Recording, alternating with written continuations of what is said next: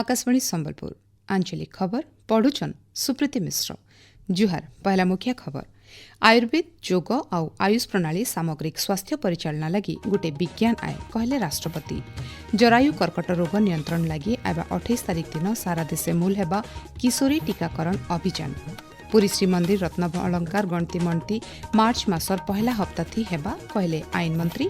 और टोकन समय सरीगले चाषी मानकु अयतका 15 दिन समय मिलबा कहले जोगाण मंत्री।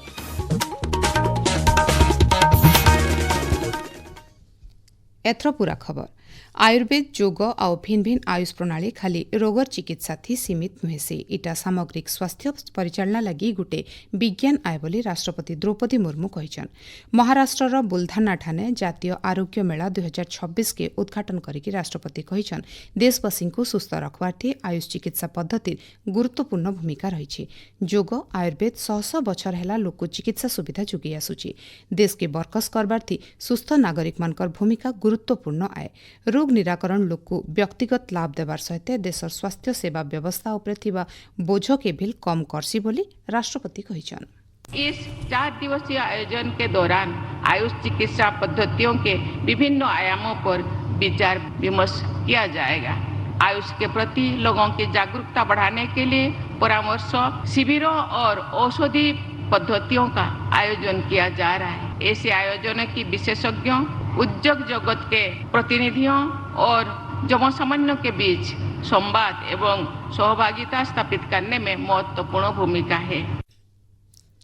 4 दिन तक हेबार के थिबा जातीय आरोग्य मेला थी आयुष चिकित्सा पद्धतिर भिन्न भिन्न दिग उपरे आलोचना कराजिबार सहित लोकंकर भितरे सचेतनता सृष्टि कराजिबा कार्यक्रम थी केन्द्र आयुष मंत्री प्रताप राव जाधव उपस्थित थिले।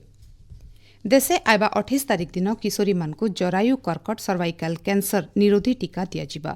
प्रधानमंत्री नरेंद्र मोदी टीकाकरण अभियान रो शुभारंभ करबे बोली स्वास्थ्य और परिवार कल्याण मंत्री डॉक्टर मुकेश महालिंग कहिछन। स्वास्थ्य मंत्री कहिछन 14 बछर बयस तक टुकेल छुआ मानकु गुटे डोज टीका दियाजिबा। एथे लागि गुटे स्वतंत्र मार्गदर्शिका तैयार करा जाइछि बोली स्वास्थ्य मंत्री कहिछन। विश्व स्वास्थ्य संगठन रो गुटे रिपोर्ट अनुसार देशर 3 भागनु भागे महिला जरायु कर्कट रोग थी पीड़ित अछन। फी बछर पाखापाखी 80,000 नु अयतका नुआ मामला सामना के आसुची। सेथिर भितरु 42,000 नु अयतका आक्रांतंकर जीवन जाउची। ठीक समय थी चिकित्सा कले ई रोगर बिल उपचार कर जाई पारबा। इताके नजर थी रखिकिरी केंद्र सरकार सारा देशे जरायु कर्कट निराकरण टीकाकरण अभियान रो शुभारंभ करबार की जाउछन। कटक मुंडोली ठाने थिबा खारबेल आंचलिक तालीम केन्द्र न केन्द्रीय शिल्प निरापत्ता बाहिनी सीआईएसएफ रो स्थापना दिवस मार्च 7 तारिख दिन पालन कराजिबा। ई अवसरे हेबार के थिबा कार्यक्रम थी स्वराष्ट्र मंत्री अमित शाह जोग देवार कार्यसूची रही। समारोह थी सीआईएसएफ रो परेड थी स्वराष्ट्र मंत्री अभिवादन ग्रहण करबे। तार उतरु सीआईएसएफ तरफो अग्निकांड और प्राकृतिक विपर्य समय थी अग्निशम टीम आउ उद्धारकारी दल सहित केंता करी विपद रो मुकाबला करा जायसी तार डेमो प्रदर्शन कराजिबा। ओडिशा गस्त थी आसीथिबा केन्द्र महिला और शिशु विकास मंत्री अन्नपूर्णा देवी को आज भुवनेश्वर न उपमुख्यमंत्री प्रभाती परिडा सौजन्यमूलक साक्षात करिछन। ई अवसरे महिला और शिशु विकास विभाग रो भिन्न भिन्न प्रसंग बाबदे आलोचना करा जायतिला। राज्य सरकारकर बहुटे जनकल्याणकारी उद्यम बाबदे उपमुख्यमंत्री श्रीमती परिडा केन्द्र मंत्री को जनैछन।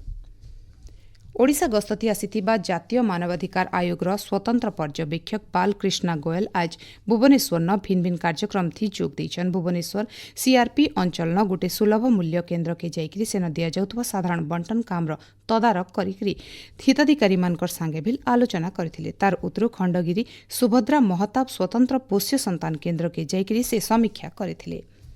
आपण माने खबर सुनुछन आकाशवाणी संबलपुर केन्द्रनु। पुरी श्रीमंदिर रत्नभंडार अलंकार गणती मणती आबा मासर पहला हप्ता न कराजिबा बोली आईन मंत्री पृथ्वीराज हरिचंदन कहिछन। मंत्री श्री हरिचंदन कहिछन ई बाबदे छत्तीस नियोग संगे आलोचना शेष हिछि आ खूब जल्दी गणती मणती लागि समय धारिज कराजिबा। श्रीमंदिर परिचालना कमिटी और श्रीमंदिर प्रशासन के इथिर लागि दायित्व दिया जाइछि। महाप्रभुमानकर नीतिकांति अनुसार ठीक समय धारिज करा जायकरी तारीख घोषणा कराजिबा बोली आईन मंत्री कहिछन। राज्यर विकास यात्रा के गोटे नुआ दिग देवार लगी राज्य सरकार 2026-27 बजेट थी ग्रामीण शहरी रूपांतरण कार्यक्रम लगी 200 कोटी टंकार स्वतंत्र पांठी घोषणा करिछन। ई कार्यक्रम जरिए जोर थी बढ़ी चलीथिबा पंचायत और शहर पाखर इलाका मानकु गोटे नुआ रूप मिली पारबा बोली आस करा जाउची। ई बाबदे गृह और नगर उन्नयन मंत्री डॉक्टर कृष्णचंद्र महापात्र कहिछन ओडिशा आय शहरीकरण गोटे निर्णायक खेप्ती पहुंची।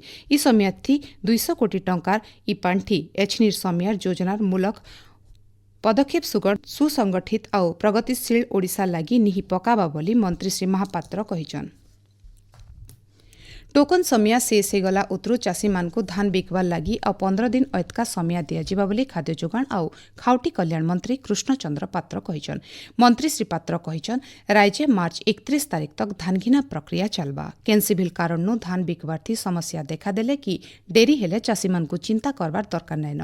एथि लगी तांकु ऐतका 15 दिन समिया मिलबा। चाषी मानकर समस्या के देखिकरी जिलापाल माने टोकन समिया और 15 दिन ऐतका बढ़ाई पारबे बोली जोगाण मंत्री कहिछन। नुआकरी घोषित होइथिबा लुइसिंघा विज्ञपित अंचल परिषदर अस्थायी कार्यालय आज शुभारंभ होइछे। स्वास्थ्य मंत्री और लुइसिंघा विधायक डॉक्टर मुकेश महालिंग ई कार्यालय आभासी जरिए शुभारंभ करिछन। ई कार्यालय उद्घाटन सहित लुइसिंघावासींकर बहुत दिनर सपन पूरा हबार संगे इलाकार विकास के तुर्ती करबार दिगे गोटे गुरुत्वपूर्ण माइलखुंटा साजबा बोली स्वास्थ्य मंत्री कहिछन। सूचना अनुसार किछि दिन आगनु राज्य सरकार लुइसिंघा के एनएससी करबार के घोषणा करथिले। मेरा युवा भारत बरगढ़ शाखा तरफु बरगढ़ पंचायत कॉलेज परिसर न विकसित भारत युव संसद कार्यक्रम हो कार्यक्रम ती छात्र छात्री माने भारतर जरूरीकालीन परिस्थिति 50 वर्ष गणतंत्र पई एक शिक्षा विषय वस्तु उपरे निज निजर मतामत उपस्थापन करथिले। जातीय आलोचना थी युव स्वर और विकसित भारत 2047 लक्ष्य हासिल करबार दिगे जुआन पीढ़ीर भागीदारी नीतिगत आलोचना के तहकाबाटा ई कार्यक्रम मुख्य उद्देश्य आए। कलाहांडी जिला भवानीपाटना सरकारी शिल्प तालीम केन्द्र न गलाकेल जिला स्तरीय निजुक्ति मेला आयोजन करा मेला के सांसद मालविका देवी उद्घाटन करथिले। निजुक्ति मेला थी 18टा निजुक्तिदाता कंपनी और 9टा प्रशिक्षण संस्था जोग देथिले। इथि जिल्लार भिन्न भिन्न ब्लॉक नु 1254 जन छात्र छात्री और निजुक्ति आशायी भाग नैथिले। सेथिर भितरु 562 जन निजुक्ति लगी और 412 जन को प्रशिक्षण लगी बछा जाइथिला। नुआपड़ा जिला पुलिस तरफु ई समन आवेदन प्रक्रिया लागू करबार लगी गोटे तालीम शिविर हो जाइए। शिविर थी नुआपड़ा आरक्षी अधीक्षक अमृतपाल सिंह अध्यक्षता करिकरी राज्य अपराध रेकर्ड ब्यूरो और जातीय सूचना केन्द्र मिलित सहयोग थी पुलिस सेवा के आहरी अत्याधुनिक और बरकस करबार सहित फटिक व्यवस्था लगी ई अभियान मूल होइछे बोली कहिछन।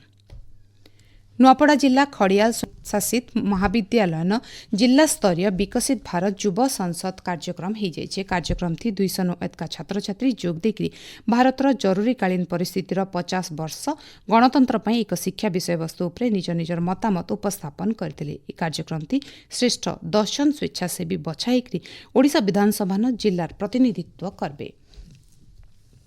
बौद्ध टाउन हल परिसर न जिला समाज मंगल कार्यालय तरफु महिला उद्योगी मानकर लगी गोटे दिनकिया कर्मशाला हो जाइए।